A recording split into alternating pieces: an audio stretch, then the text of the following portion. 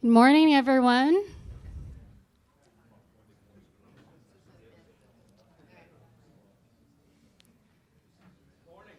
Good morning. Thank you. Wait a second, isn't it afternoon? I know. Good. I know it's 3 o'clock. And I don't know if you guys noticed just a second ago the lights went off.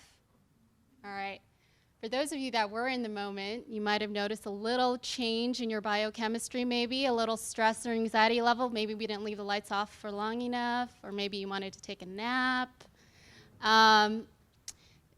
Candace Pert, an American neurologist who discovered the opiate receptor palette, which is actually the cellular binding palette in your brain that connects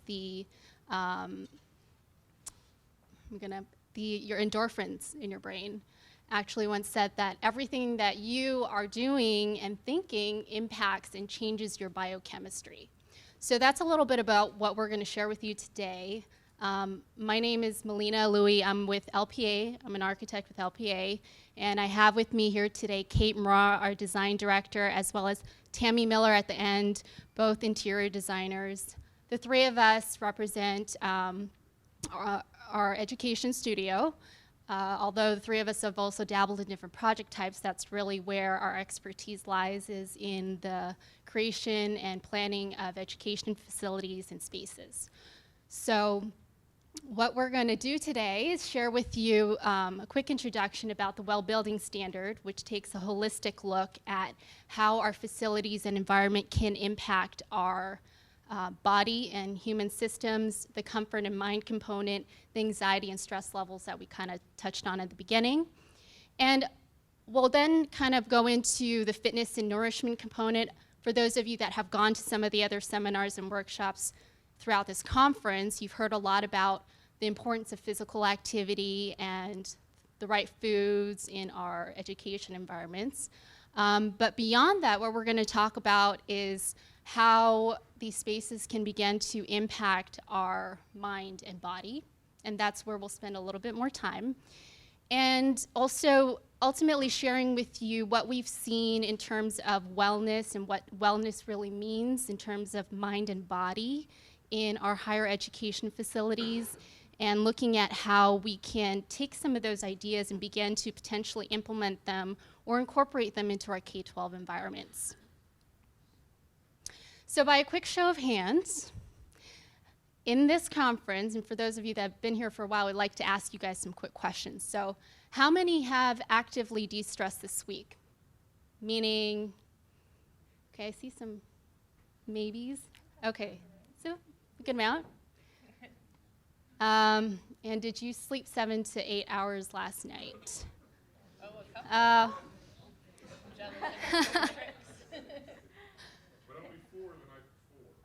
Okay. You're making up.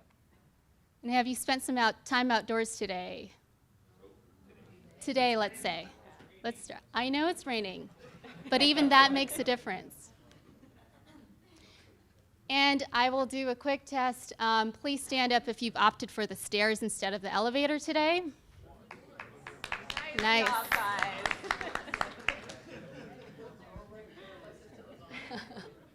All right.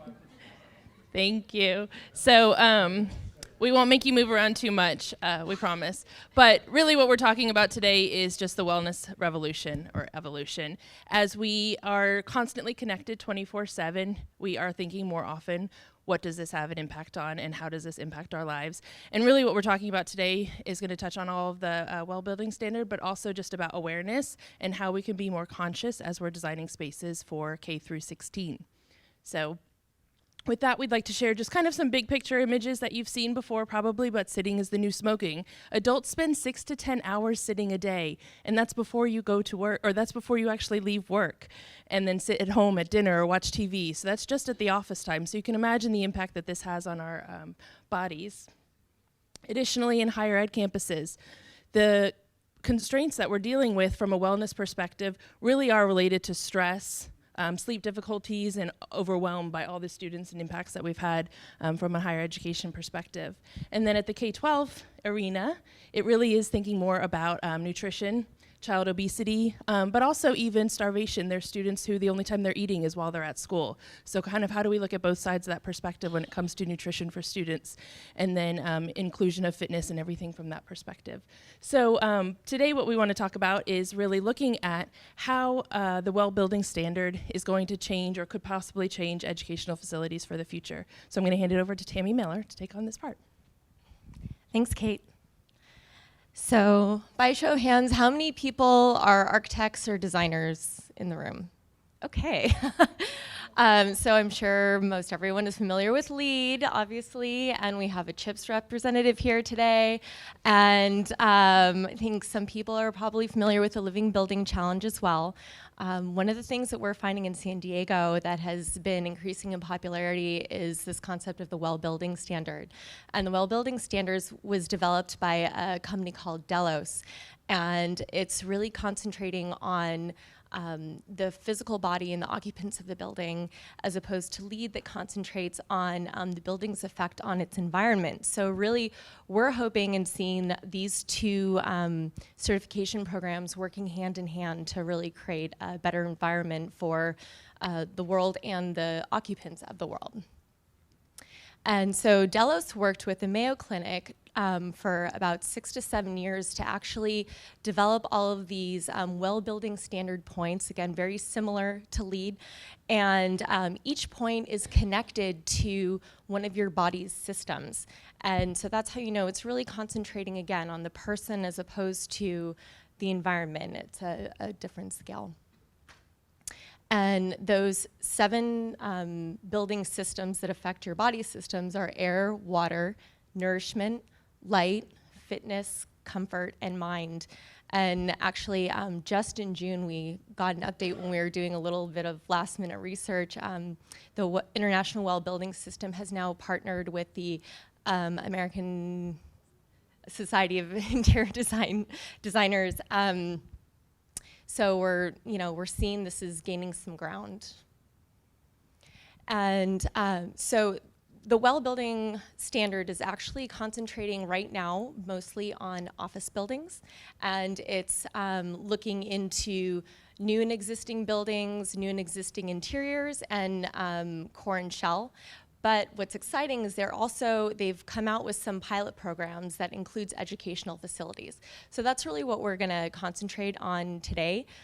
So these are sort of the general ideas that are covered with the well building standards. And when we're thinking about air for schools specifically, they're talking about things like having mud rooms going from play fields into the locker rooms. They're talking about mitigation for existing playground equipment to make sure that there's no asbestos in it and that it's all healthy for the students, and even down to the air changes in a locker room. So we want to make sure that those stinky socks that all of the high school boys are taking off aren't being recirculated into the buildings. And with water, really the only extra point that we're seeing right now for educational facilities is to make sure that we have one drinking fountain or area of filtered water per every 30 students at an outdoor activity area. And so this is one of those areas, again, it's a pilot program, so we think that it can possibly be developed a little bit further. With nourishment, they're coming up with time constraints to make sure that the students have ample time for lunch, and they're also cutting back the amount of sugars allowed per processed food in campuses, and making sure that the drinks that are available are milk, water, juices, and making sure that there's no more than 30 grams of sugar in any of those options available as well. And then also signage, making sure that the signs, when they're displaying what food is available, they're really promoting the healthy options, not necessarily putting up signs for candy and that kind of thing. And with light, so when we think about educational facilities, we're as designers, a lot of times we're thinking about the light levels that are hitting the tables. Well, there's another point for educational facilities that actually deals with melanopic light, and that's actually looking into the light color and how it affects your daily system. So I'm sure some of you have heard that it's not good to look at your phone or your iPad before going to sleep because that emits blue light. And blue light actually reduces your melatonin production, which means that you're not going to get sleepy fast enough. So when you, on the contrast to that, in the afternoon around 3 p.m. this time, when our circadian rhythms are kind of coming down to a dip, if you can change the color tone in the lights that are above to more of a blue light, you naturally get refreshed and maybe don't need that Diet Coke or coffee to help perk you up. And what I'll add to that is there's a project that we're working on in San Antonio where we're specifying a lithonia fixture that is Entune is what the fixture type is called. It's like BLT, white color temperature. And so they can actually just on the switch plate adjust the color temperature of the lighting, and it's really user friendly. And right now our lighting designer is telling us that the up cost is not that significant. So if anyone wants more information on that type of system or solution, we can talk afterwards. And with fitness, you know, some of the programs that we're seeing with the pilot program is they aren't just talking about the facilities. There are agreements that the schools can make with the parents to say, you know, encourage parents to put a time limit on the amount of time that the kids are either watching TV or working with handheld devices in order to get them to maybe get outside and play.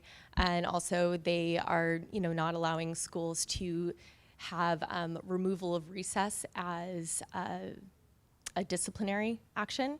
And then of course having, making sure that middle school students and high school students get at least 30 minutes of active play and healthy activity a day.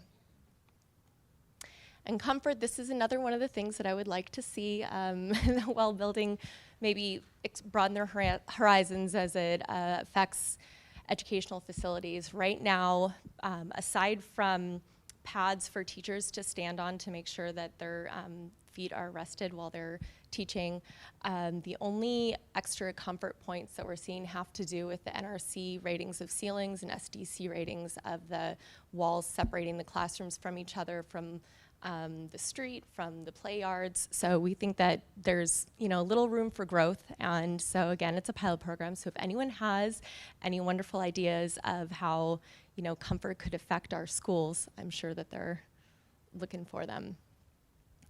And with mind, there's one of my favorite points for educational facilities is now they're actually offering a delayed start for middle school and high school students because they're finding that during that growth period they need that extra sleep time and they're just not as awake and alert during that time. So that's an actual point that you can get. Great. So as an overview, you can see that there's a lot of things that are not just building related, but actually operational or program related. And with the majority of us in the room being in the A&E field, it really is important that we're helping share that information with our clients and also influencing where the industry can go with the well building standard by continuing to talk about these pieces. We thought this diagram was really interesting to show. All of us are familiar most likely with Maslow's hierarchy of needs. And, you know, it's really about kind of the basic core functions that are required to really achieve self-actualization. You can't get there without achieving, you know, physiologically or safety and all those needs from a human standpoint. And one of the things that I'll mention is that actualization is actually where our ability to problem solve and have creative input and kind of all those things that we're looking for from a 21st century or from a next generation learning standpoint. So we're seeing this as one of the first building standards that's actually starting to address needs that would accommodate that. So typically we're just talking about lighting and air and water and now we're really getting to that fitness and comfort and mind aspect. So for the purposes of today, we're not going to focus on the several areas in the beginning, which are air, water, and light, because those are really building operational functions. And so we thought that those were mostly things that we're aware of, mostly because of CHIPS or LEED and any other standards or just building practices that we all know. But when we look at the operational aspects of nourishment and fitness, this is going to be one of the portions that we're going to talk a little bit more about today. And then additionally, more of those program functions of comfort and mind. And so we'll get into a little bit more detail with each of those. So with that, Lena.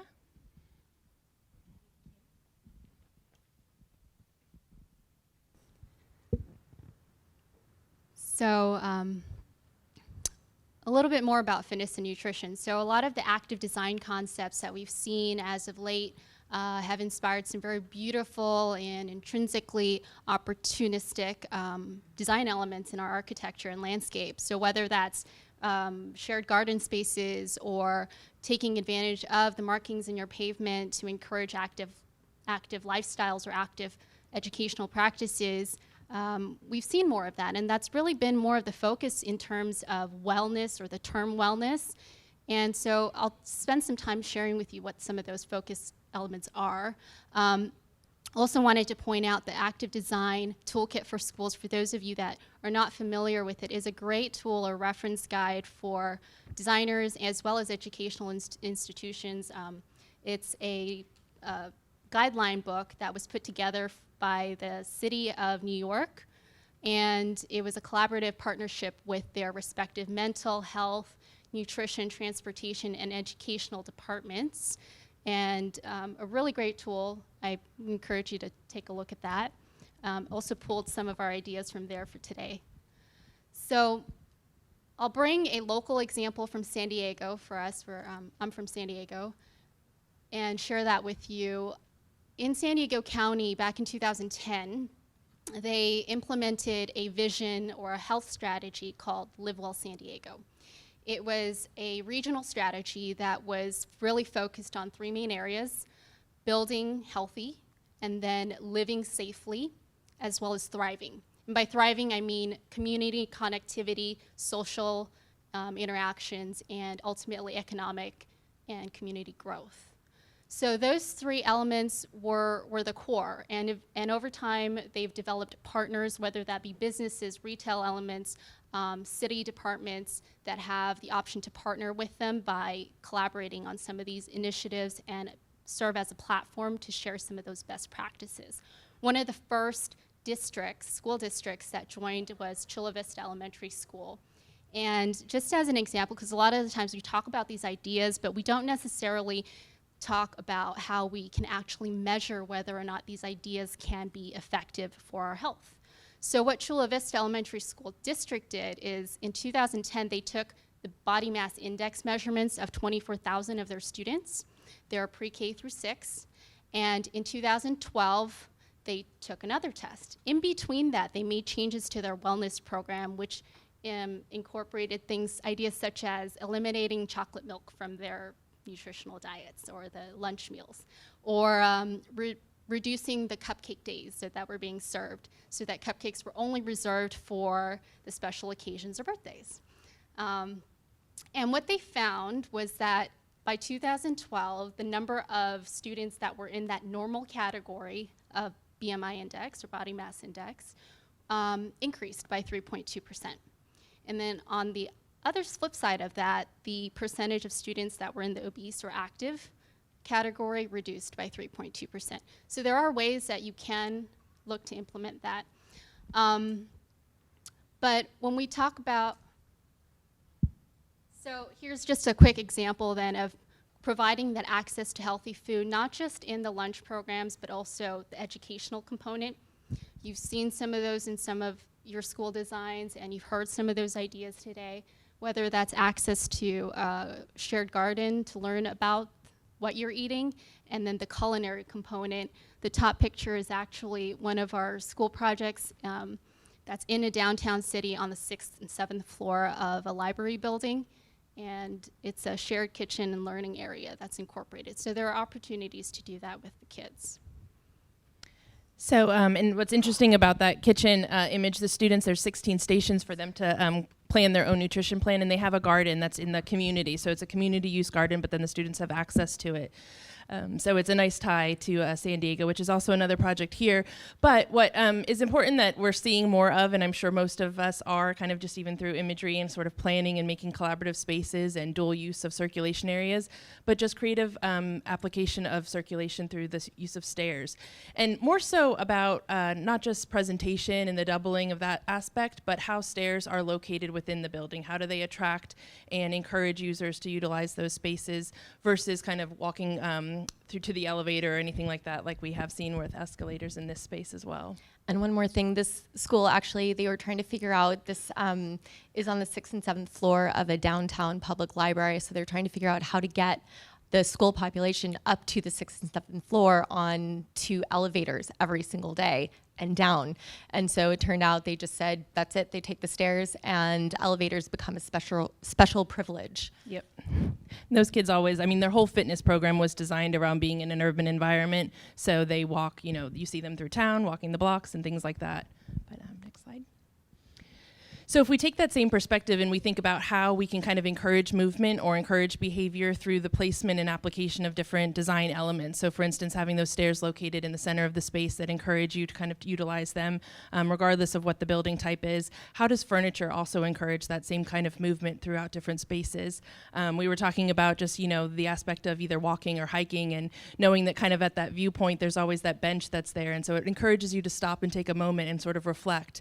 Now that might have been placed by someone who was interested in placing it there because of the view, or it was really someone who said, hey, this is a good stopping point after you've hiked this far. So it's just consciously thinking about people's movement throughout the day and how can we encourage wellness through the placement of certain aspects of the design features. So if you kind of think about who our client usually is, they're children, they're students, they're college applicants, they're college attendees. They really are all this gamut of interesting and creative and explorative people that start with this sort of freedom and sense of mind that is all about exploration and sort of creating their own environment with their own space. So whether it's from the interior or exterior, we can certainly apply these ideas. And so you can see there was a study that was actually done that did a study on the effect of multicolor playground areas. And they were really looking at how students utilize the playground space and found that 50% of the recess time was actually utilized as an increase from previously based on striping and coloring some of the play areas, because whether it's an actual court layout or just striping or boxes that are put out on the hard surfaces, now the students have the ability to utilize that and come up with their own story, come up with their own activity, and just all of those types of things that spark creativity and movement within the space. Speaking of expressing movement, sometimes that can be done with architectural elements, sometimes it can be done with graphic elements. So I love the image on the bottom right. We saw that in the active design guideline for school kids, but you could see just even educationally, how does that kind of encourage some type of component as you move through that space. And here, this really doesn't have as much of a function programmatically, but architecturally it's beautiful and really encourages students to move throughout that whole entire element. And then if we take that same component and that same aspect and then apply program to that, so a lot of our challenges are sometimes how do we actually encourage clients to incorporate different design elements that do encourage wellness and the aspect of nutrition or being outside and things like that. And so it's important to kind of understand what their programs are. How do you, what kind of reading courses are you taking this year? What are your science students learning in science curriculum? And how can we then take those aspects and those ideas and create spaces that will help them support that. You know, the image on the bottom right is one of my favorites from Carrie Kakuda's a landscape designer in our San Diego office, and it was just a reading garden at their TVT space. They talked about needing a space outside where they could do different settings, and even now the students actually weave palms throughout that to create more of a shelter and shade, and it has so many different opportunities that weren't even anticipated when it was first designed. And so you can kind of just imagine just by pushing those elements and components, you can really get a lot of treasure. And then to add to that, there have been some studies shown that, you know, while teachers feel that the indoor spaces are their domain, the second they shift to the outdoor space, that becomes recognized as the children's space. So when you do start designing and programming outdoor classrooms, that's when you really see students perk up and become the teacher, you know, that true taking over and owning their own curriculum. We see that first in those spaces. And with that, so how do we encourage students to actually get up and move? Well, it's no surprise that if you make it a game, they're going to do it. So you can do that with signage. I'm sure some of you yesterday might have seen this image at another workshop. It's been pretty popular and going around. So when you actually encourage students to make a game out of it, they're more likely to do it. In our office, we got Fitbits, and that turned into a game and challenge. And it doesn't stop at kids. If you make it a game, people will actually start doing it. Or, you know, a challenge and you bet on it. you know people are going to do it. It helps when there's prizes at the end. It does help when there are prizes. And then on a rainy day, you can still have these kinds of activities on the inside. There are different companies that provide different rep and exercise programs that you can do inside the classroom. And of course, as we know, it definitely helps if you have flexible furniture to accommodate these kinds of activities. And we don't want to forget about our faculty and staff members of our educational facilities. I think that the concentration has really been on the students, but students emulate what their teachers are doing. So when we say we want, you know, the students to stand up and stretch their legs, the teacher should be doing the same thing. The teacher could be sitting on an exercise ball. They could be getting up and walking around, stretching, really encouraging their students to reflect what they're doing. And I don't know how many of you have this rest break on your computer, but you can install it. It's something that reminds you to get up out of your seat. And with that, I would like you all to push your chairs back, if you would. And stand up, stretch the legs, because it's been about 20, 30 minutes. Just take a little break, and because we're about halfway through. Thank you all for participating. We appreciate it. You can sit back down now, or you can stay standing. I invite you all to stay standing if you would like to. Maybe our videographer wouldn't be as happy about that. Okay.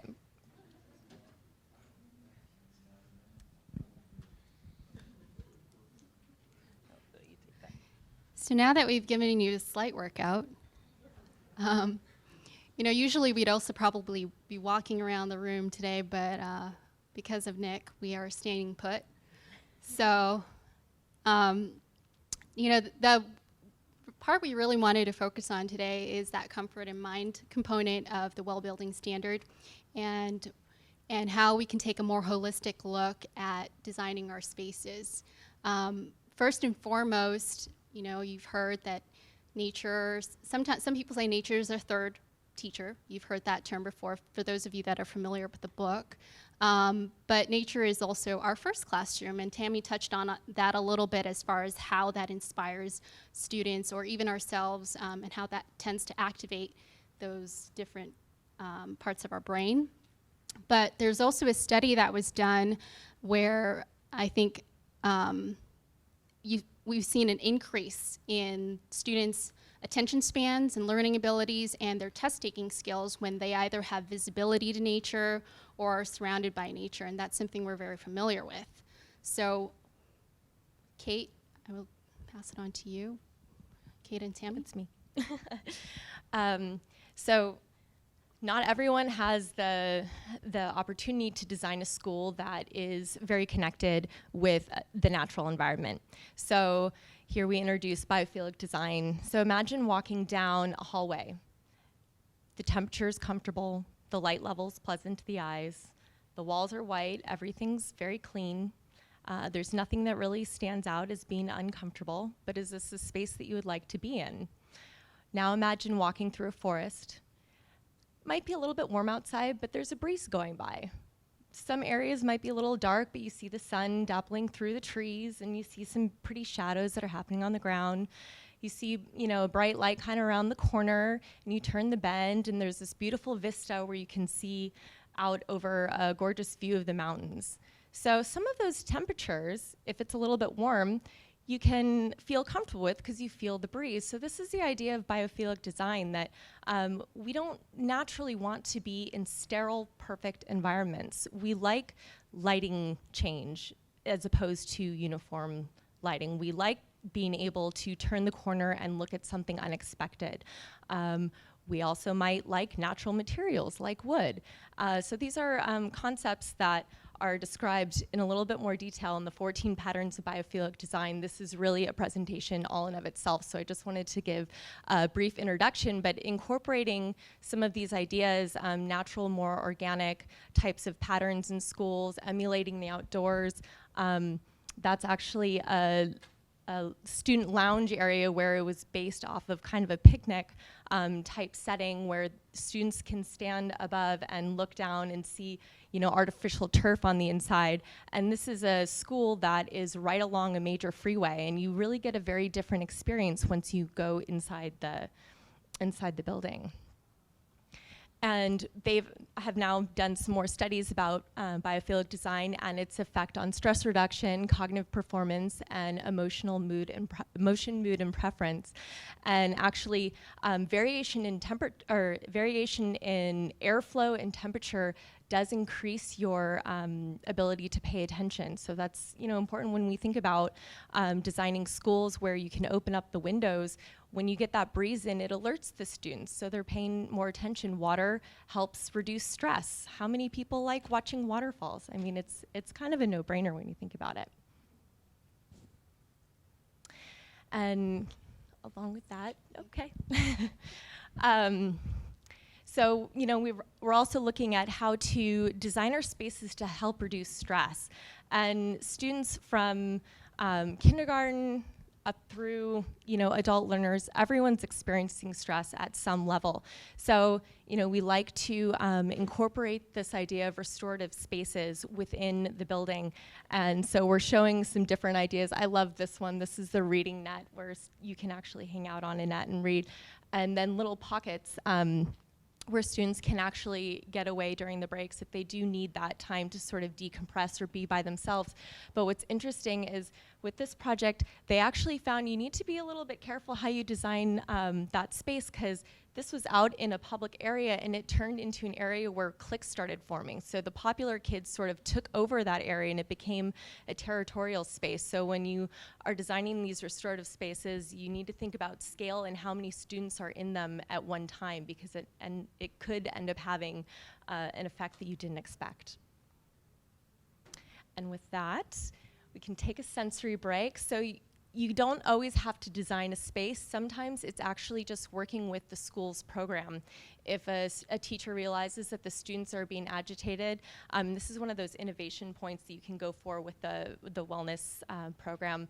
The teacher can ask all the students to calm down, close their eyes, maybe go through a guided meditation.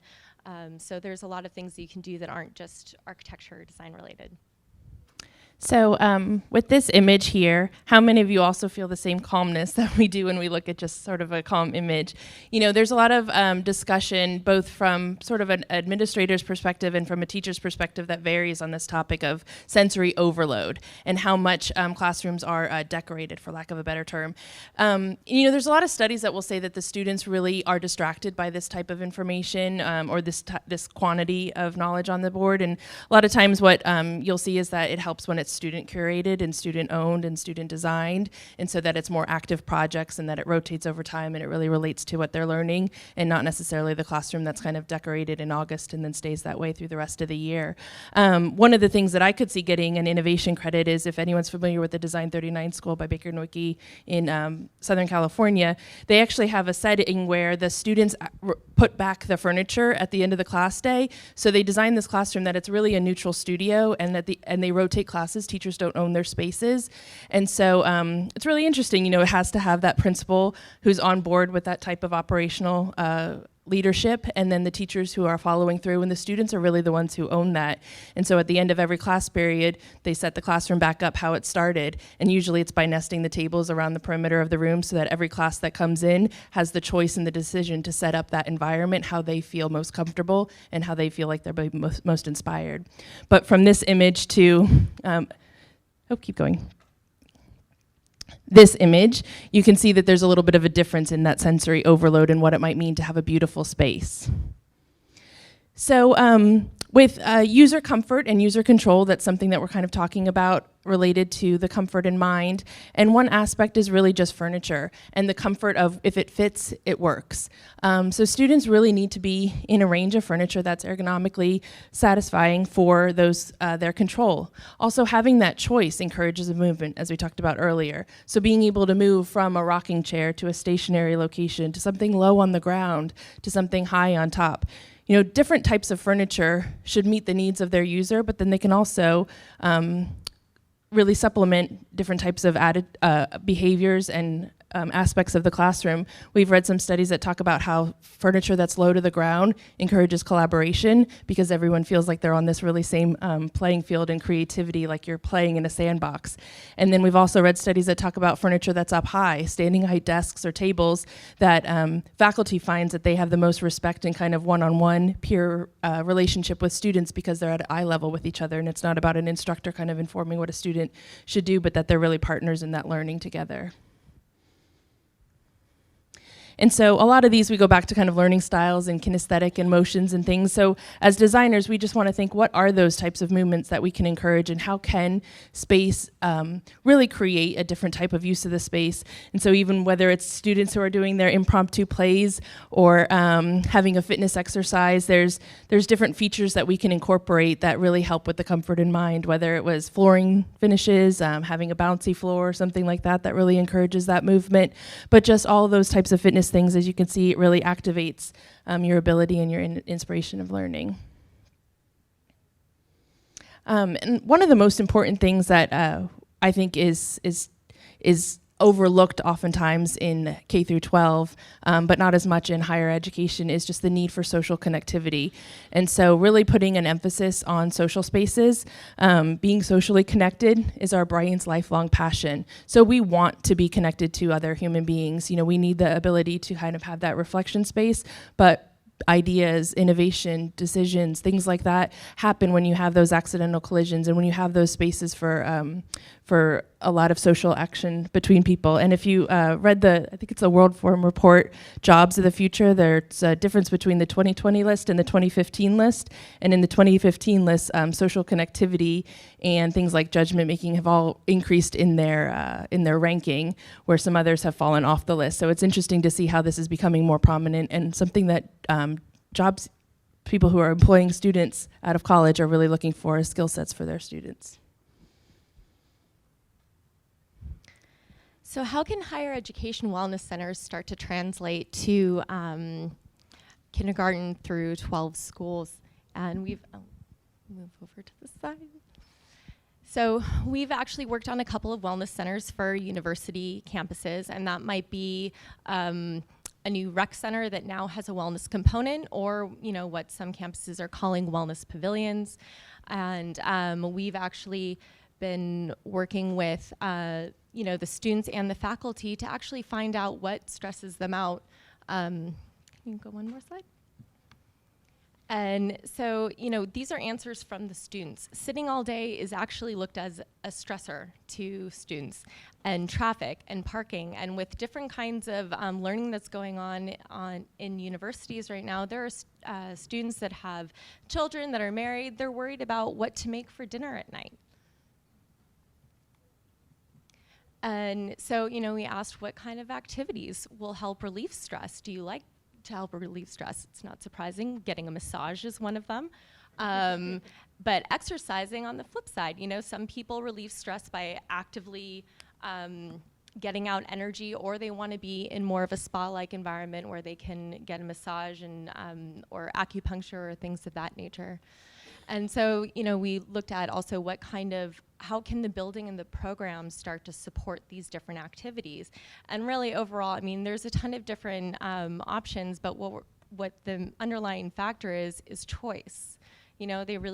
Everyone treats stress in a different way, and some people want a quiet room where they can go to. Some people have things that they're dealing with where they want, peer-to-peer counseling. Some people want to get that acupuncture treatment, and some people want to run off their day around a track.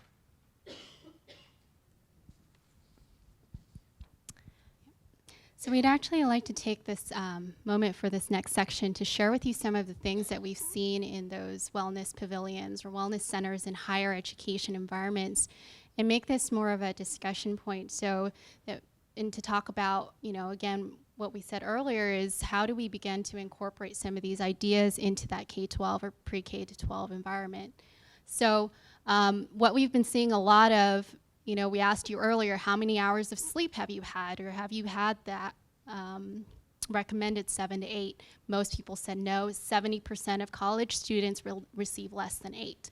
So what we've seen are nap pods, or places to rest and places to sleep, whether that's the University of Florida, whether that's a hammock out in the lawn and that opportunity there, or it's the actual nap pod room. This is a project we did at CSUN, the Oasis Wellness Center, and not only is there this opportunity or system to nap, but also there are some biophilic components with the access to water feature.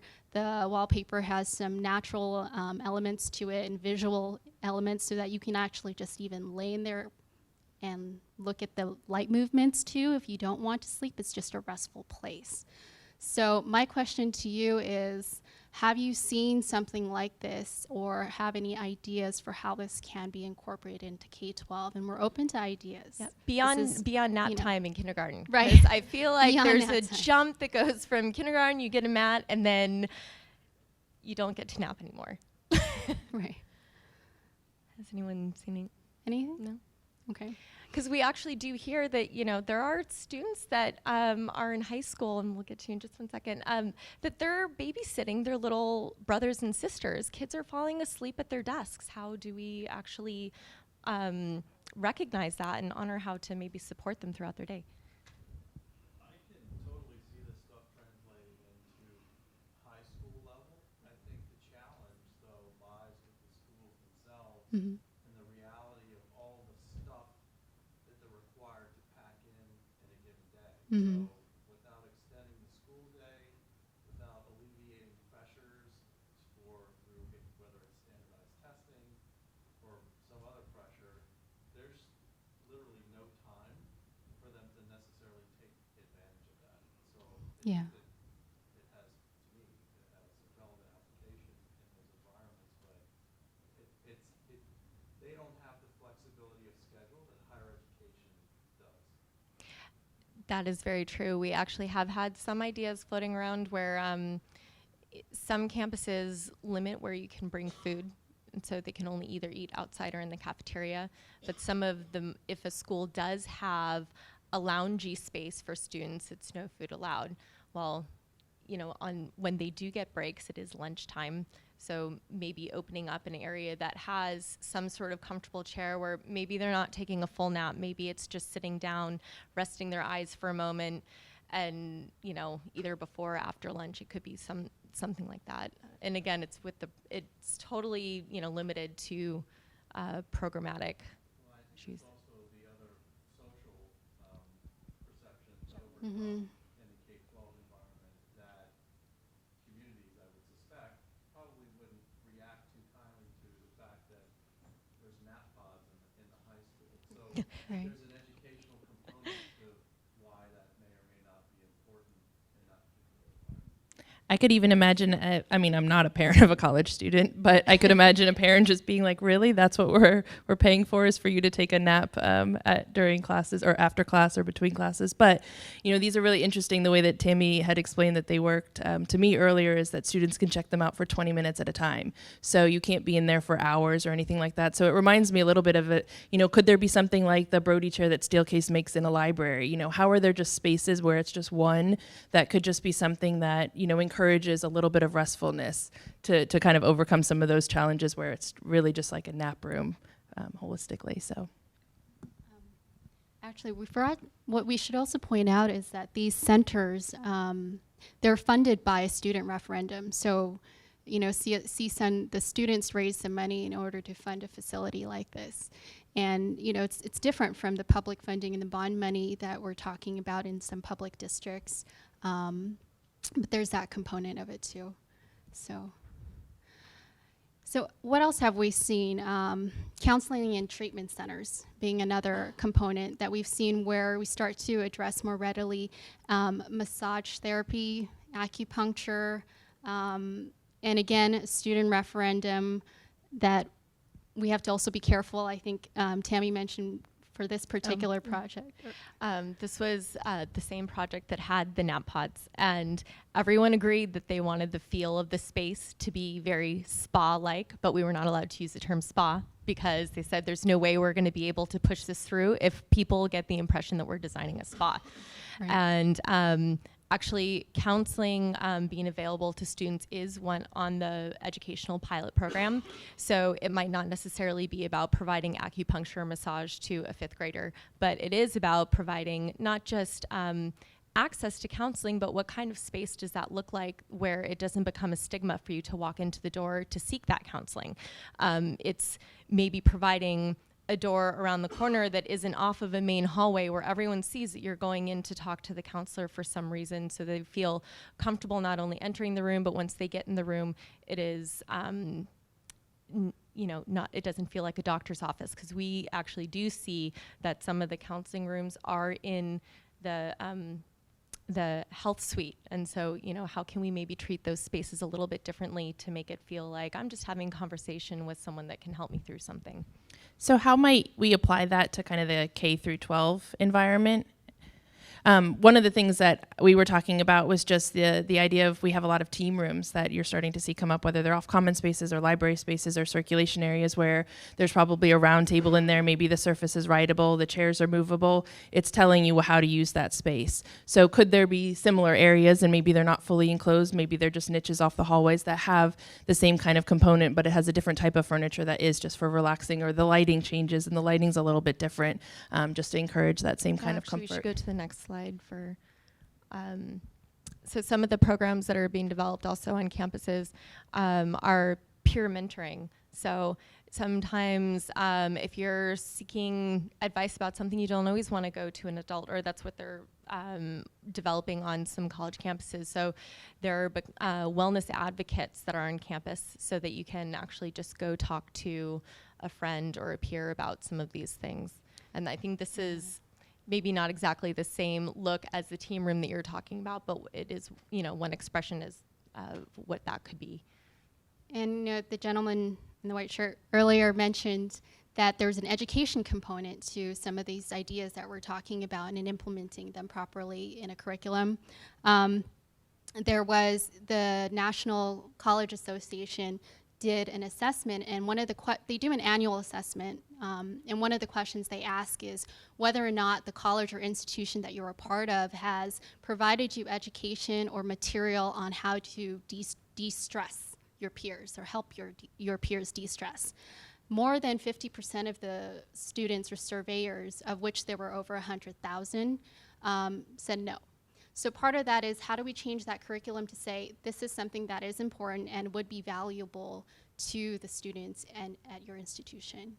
And I think one of the overlying questions too to the whole presentation is, why are we waiting until college level to help teach our kids how to de-stress, monitor themselves, get enough sleep, all that kind of stuff? It seems like it would help. Yeah.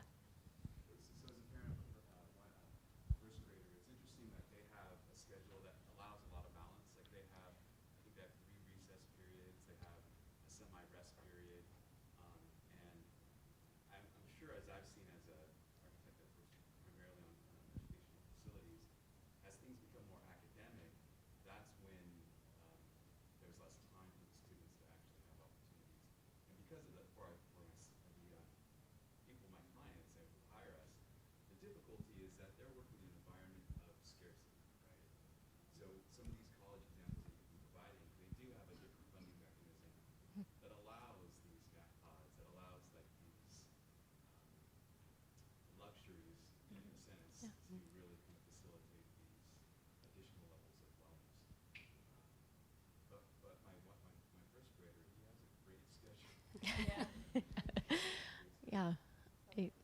It is, a lot of it is definitely programmatic, and we do hope that I know the pendulum swung pretty far with high school students, and making sure that they're absolute superstars in order to get into college. They have to not only have straight A's, but also have college level course A's to raise their GPA beyond the 4.0 perfection. And then beyond that, they need to be culturally aware, and they need to be involved in their community, and they need to have an internship.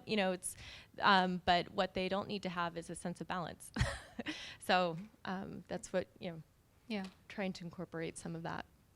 So then on the flip side of that too is, how do we create spaces for reflection? This is a mindful tool, a labyrinth maze, again in the same project that was incorporated in order to allow students that opportunity. So we talked a take a little, moment. yeah, it's a small detail, but big difference.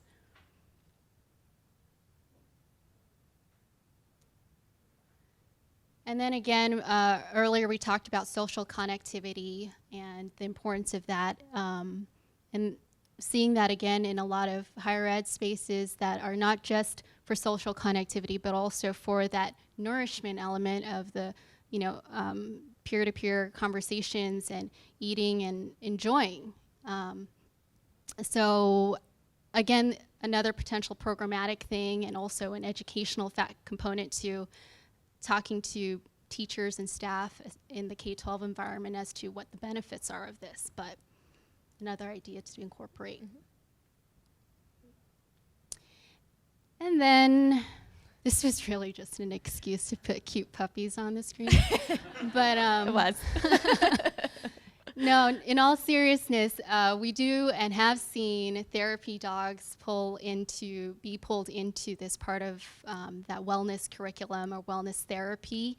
And a lot of the times you see that more so within the midterms or finals periods for anxiety or de-stressing.